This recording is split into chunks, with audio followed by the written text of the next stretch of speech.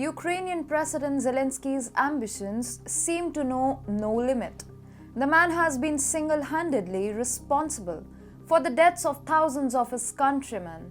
Ukraine has always been a sensitive region since the breakup of the Soviet Union, and former Ukrainian administrations have always treaded carefully. Zelensky, unlike the former presidents of Ukraine, does not hold merit to rise to the highest post in the state.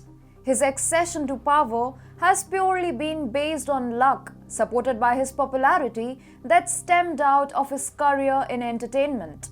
Hello and welcome to TFI Global, the foreign affairs and geopolitical analysis arm of the TFI Media Group. I'm your host Vedika, and if you haven't subscribed to the TFI Global channel yet, hit the subscribe button right away. Legally, Ukraine's accession to NATO would have opened doors for the West-led alliance to place its troops along the Russian border, and that could have been a nightmare for Moscow. Therefore, Moscow had long been warning Ukraine from joining the NATO alliance. Former experienced Ukrainian leaders have for long understood the situation that they are part of, and as a result, have tried to maintain cordial relationships with the Kremlin. However, things go sideways when inexperienced individuals tread into dangerous territories. The same situation had developed in Ukraine when their clown president, perplexed by ambition, pushed his country into a war he could not win.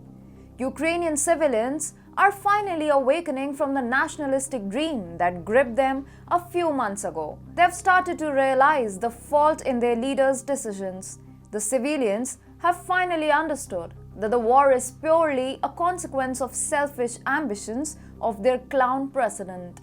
Popular Ukrainian blogger and activist Yuri Kasyanov recently made a post on his Facebook page in which he complained, "Let's stop the mobilization, open the borders, and dissolve all the military recruitment offices.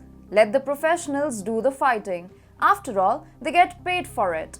And let the volunteers join in because they want to fight. But I am an untrained civilian, unfit for war. I'm going to get myself killed, and I pay my taxes too."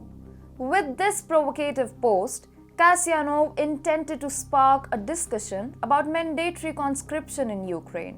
But the results of the debate came as a shock to the blogger. Judging by the comments on the previous post, 9 out of 10 Ukrainians have no intention to fight. They oppose nationwide mobilization, as well as the ban on men leaving the country.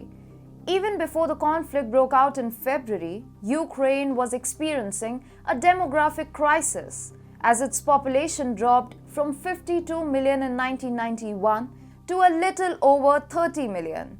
All of this offers a crystal clear explanation for why Kyiv is aggressively seeking out foreign mercenaries. They can be sent to the riskier areas since they are more driven than Ukraine's own recruits.